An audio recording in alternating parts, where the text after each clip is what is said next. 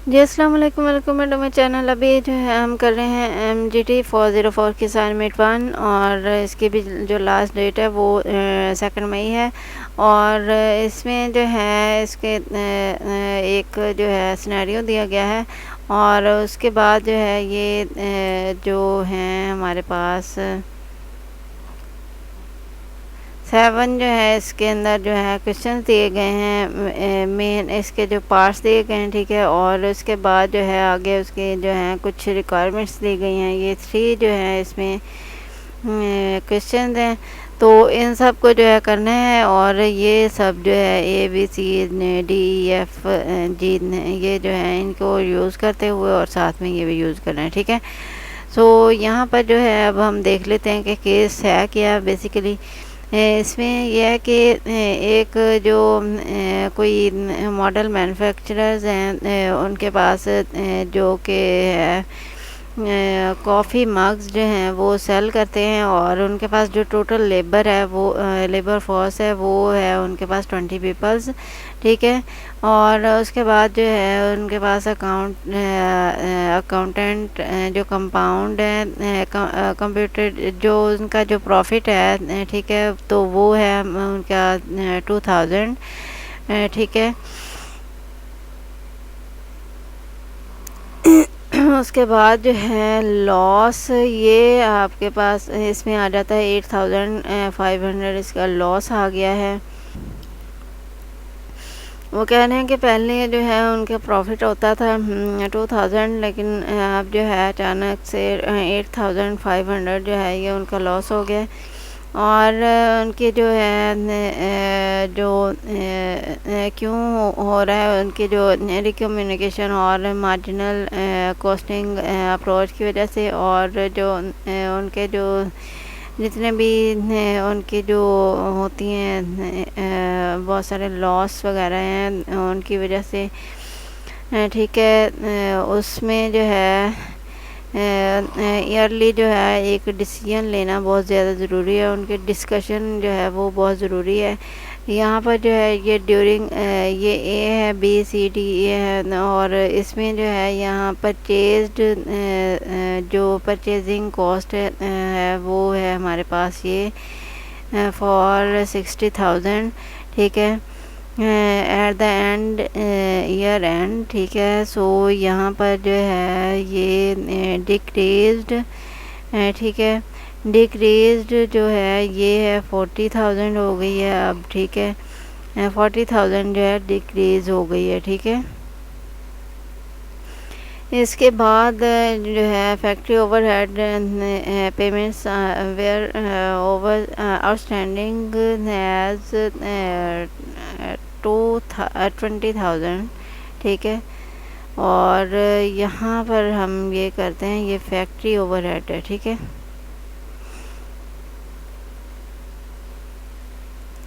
उसके बाद जो है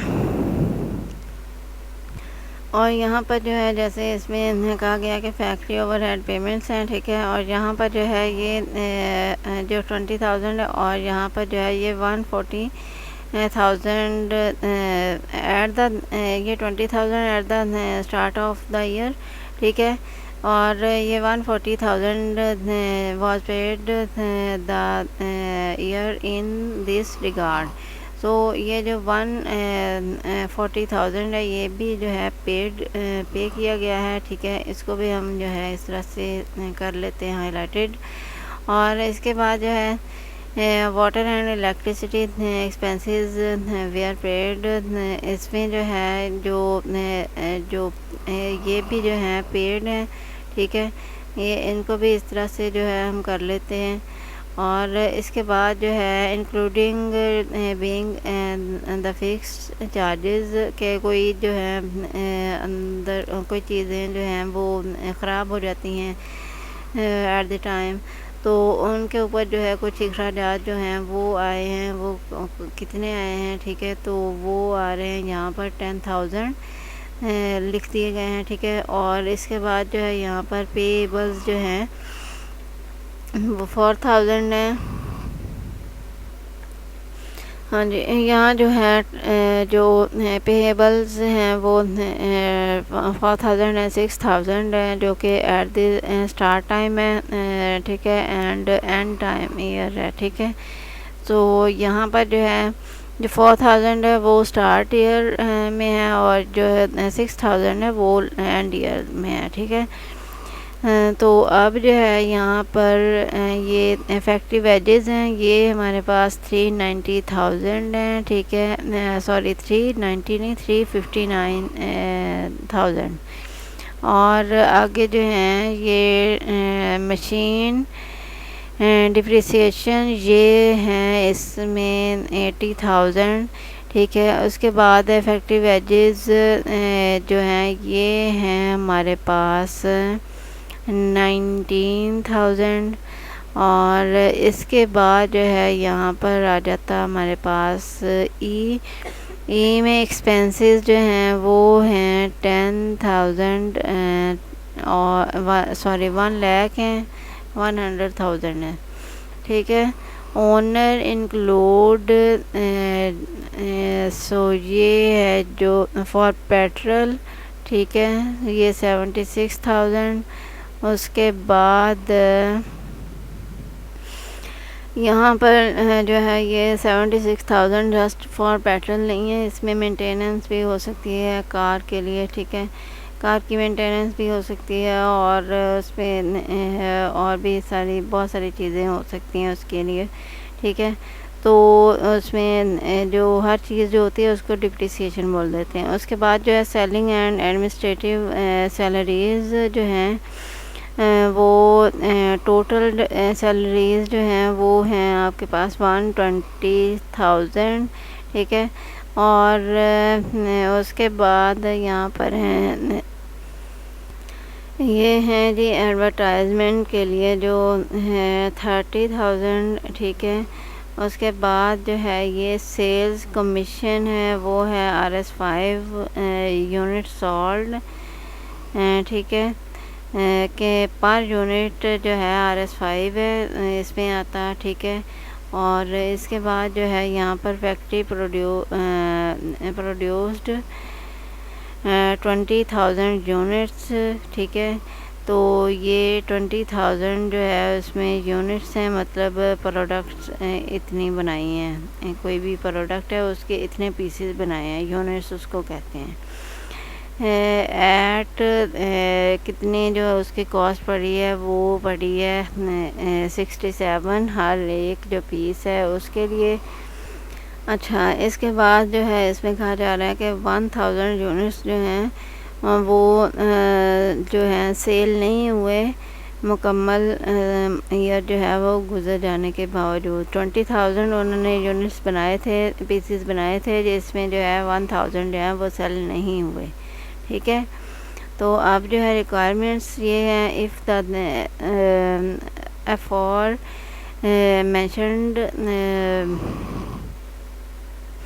amounts of profit and loss were correct on basis of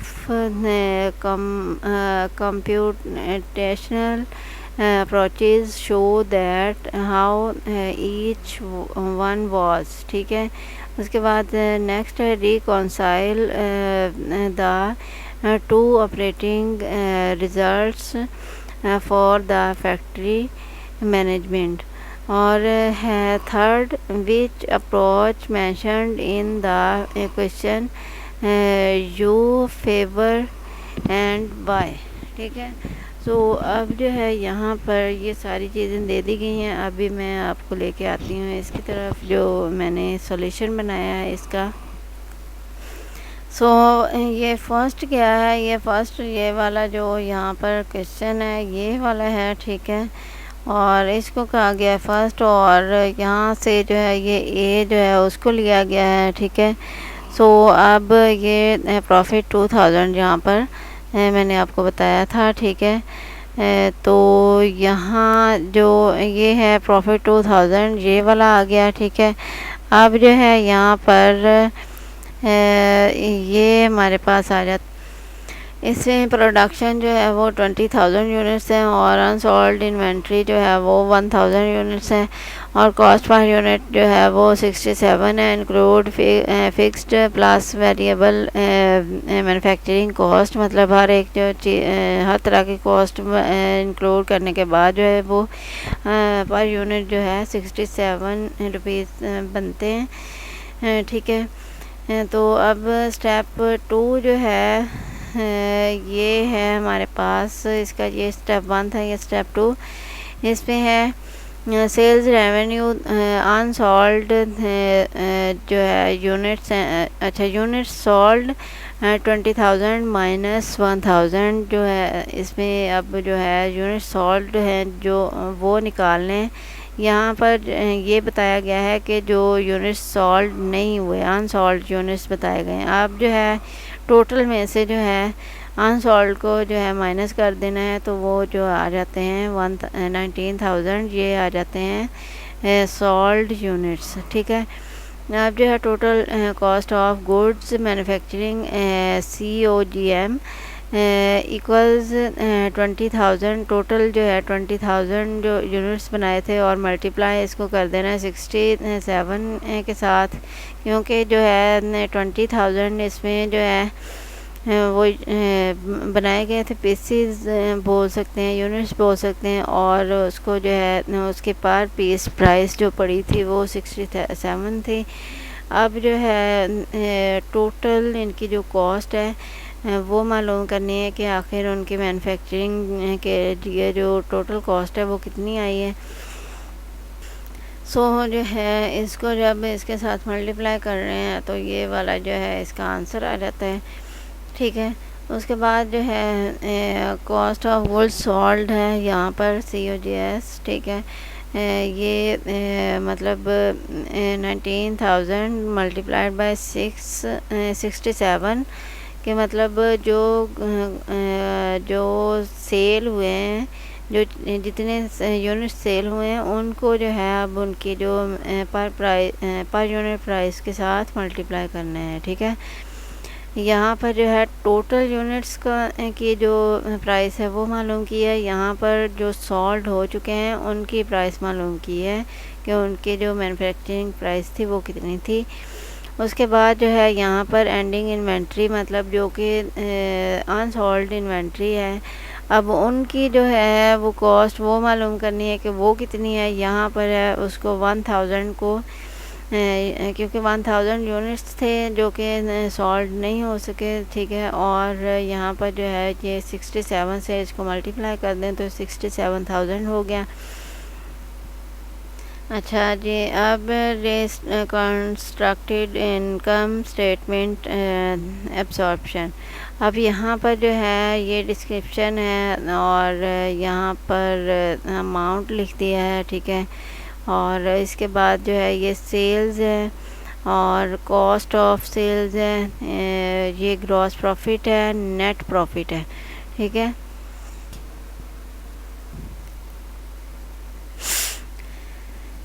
सो यहाँ पर जो है ये सेल्स इसमें आ जाती हैं 275,000 ये जो हमारे पास थी। अच्छा, एज्यूम किया गया था कि 275,000 जो है ये होनी चाहिए, बट जो कॉस्ट ऑफ सेल्स हैं बेसिकली वो थी यहाँ पर ये 273,000। ठीक है, अब यहाँ पर जो ग्रॉस प्रॉफिट था वो 2,000 था और नेट प्रॉफिट वो भी 2,000। ठीक है, और इसके बाद जो है यहाँ पर बी आ गया है, बी के साथ जब किया है तो लॉस इसमें हो रहा है इतने 8,500। ठीक है, तो यहाँ पर जो है यहाँ पर पीरियड कॉस्ट्स हैं, assume variable production cost of per unit ये हो गया 60। ठीक है, और फिक्स्ड मैन्युफैक्चरिंग ओवरहेड ये हो गया 7। मतलब जो मैन्युफैक्चरिंग ओवरहेड जिसमें बिजली गैस हर चीज़ जो है हर तरह की जो भी उसमें फैसिलिटीज़ यूज़ की गई हैं उसको बनाने के लिए वो है। ये जो प्रोडक्शन के में जो चीज़ें यूज़ हुई हैं जो मटेरियल यूज़ हुआ है ये 60 रुपीज़ जो है ये उसकी है, ठीक है। तो और उसके अलावा जो भी और उसकी पैकेजिंग वगैरह वो सारी की सारी जो है वो है। अब जो है अब मैन्युफैक्चरिंग ओवरहेड जो है इसको जो है निकालना है कि टोटल के साथ जो है वो कितना आता है। तो 7 इसका रखा गया था, तो 7 को मल्टीप्लाई कर दिया जाता है 20,000 मीन्स 20,000 टोटल यूनिट्स थे तो वो हो जाता है 140,000। और इसमें सेल्स जो थी वो थी हमारे पास 19,000 और मल्टीप्लाइड सेलिंग प्राइस, ठीक है। सेलिंग प्राइस जो थी वो हमारे पास थी 67 ही अभी लगाई हुई थी, ठीक है। वो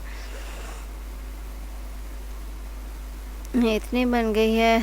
और उसके बाद जो है वेरिएबल प्रोडक्शन कॉस्ट है ये 20,000 मल्टीप्लाइड बाय 60 कि जो उसका जस्ट मटेरियल जो यूज़ किया गया है उसके लिए बनाने के लिए तो उसकी जो कॉस्ट है वो निकाल ली है, ठीक है। उसके बाद COGS